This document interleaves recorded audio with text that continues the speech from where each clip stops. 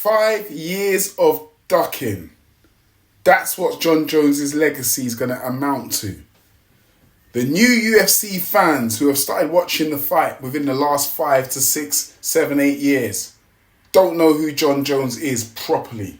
They don't remember this young guy, 23-year-olds capturing the light heavyweight championship against Mauricio Shogun Rua. They didn't see this 23-year-old kid run through all of these old guys, these old men who used to fight at middleweight and were then now campaigning at light heavyweight within the UFC. TRT, Vitor Belfort, right?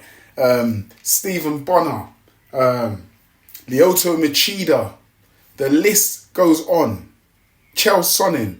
These guys were all middleweights who became old. They put on weight, moved up to light heavyweight, and they were filling the light heavyweight division. Some of these guys were legends.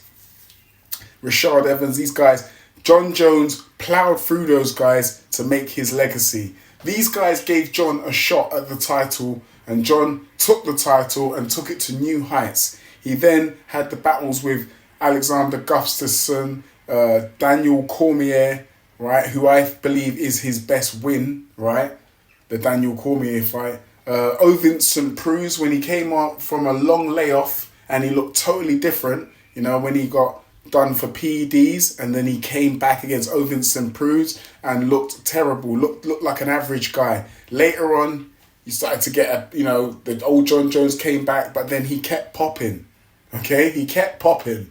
So there's been an asterisk on Jon Jones's legacy as to say that he was using some type of performance enhancers during his time. There's no way Jon was clean throughout his whole career because he had popped too many times. Okay, so Jon eventually moves up to heavyweight. It takes 3 years to move up to heavyweight, and in this time of the 3 years when Jon was trying to move up to heavyweight, so he said, Francis Ngannou was ploughing through the heavyweight division, right, on a murderer's road, tearing through everybody. First round knockouts, multiple first round knockouts of Jairzinho, what's the guy's name? Rosenstrike, right? Rosenstrike, the Junior dos Santos. Come on, man. The list goes on, right? I haven't got his wins in front of me, but we know Francis destroyed many heavyweights. Alistair Overeem again. There's too many to mention. Right? Eventually defeating Stipe to become the champion. Had the belt for nearly 3 years, and Jon refused to come out. So Francis leaves. As soon as Francis leaves, Jon comes out and fights an illegitimate heavyweight championship bout against Cyril Gane. Cyril Gane lost to Francis Ngannou in his last fight. He was coming off of a loss. How do you then go into an eliminator for the heavyweight championship after coming off of a loss? Right? It was a set-up fight for Jon because Cyril Gane cannot wrestle. Francis Ngannou is a striker and he out-wrestled Cyril Gane. So it was no doubt that Jon was going to absolutely kill this guy. And he did. He done him in under a minute, right? In spectacular fashion, because that is Jon's forte, the wrestling. Okay? And this is what crowned Jon the heavyweight champion.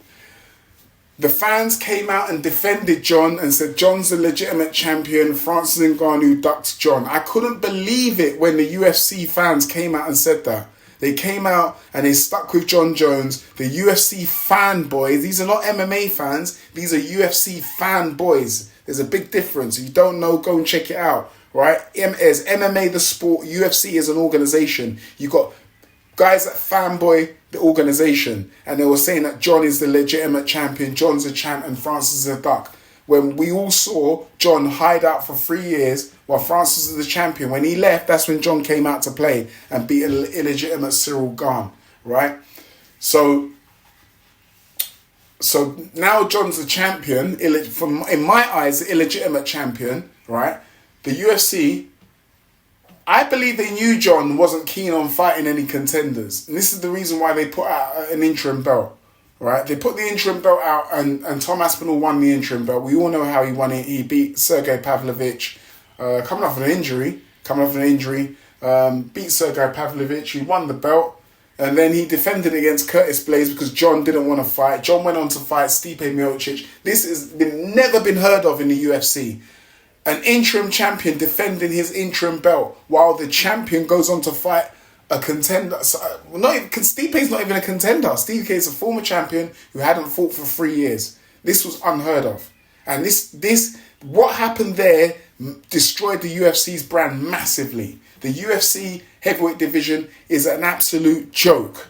It's a joke of a division. So you got Tom Aspinall, who's the interim champion, defending against his interim championship against Curtis Blaydes, while Jon defends against Stipe Miocic in another give me fight from the UFC. Right? And then he refuses to fight Tom Aspinall but tries to troll him about not defending his belt. Why should I fight him? It doesn't fit into my legacy. This is not the fight that I want. I want to fight Pereira. Pereira loses, right? No, yeah. Jon makes every excuse under the sun. But the thing is, Mauricio Shogun Rua gave Jon the opportunity when he was an old man and Jon was 23 years old. Mauricio Shogun Rua could say, I'm not fighting him. What has he done? He's done nothing. I'm the 2005 Pride Championship winner in Japan. You know what that means? The Pride Grand Prix winner, right, in 2005. Go and watch it. Those of you who don't know the MMA, go and watch it, right? 2005 Pride Grand Prix. Mauricio Shogun Rua teared through, right? I believe it was like a 10-man tournament, right? Knockout stage, knockout. You had about 3 or 4 fights in one night, and he won the Pride Grand Prix, right? Mauricio Shogun Rua was an absolute savage, but Jon beat him at the end of his career. He didn't have to take the fight. So Mauricio Shogun Rua passes his legacy on to Jon, but Jon won't do it for Tom. Jon won't fight Tom. Right? So this is an absolute joke. 2 years now, nearly 2 years now, Tom Aspinall has been trying to get Jon Jones in the octagon to fight. The UFC have been enabling Jon as much as they can. Jon has now come out and basically said that he's retired. Right? He's retired. Now Tom's going out and saying that he's a legitimate champion. I wish Tom Aspinall was a bit more... He's a nice guy, but he's too much of a nice guy. Jon needed someone with a bit of a mouthpiece and to troll the hell out of him, yeah? There are some guys that get underneath Jon's skin. There are a few guys. Corey Anderson was a guy that used to be able to get under Jon Jones' skin.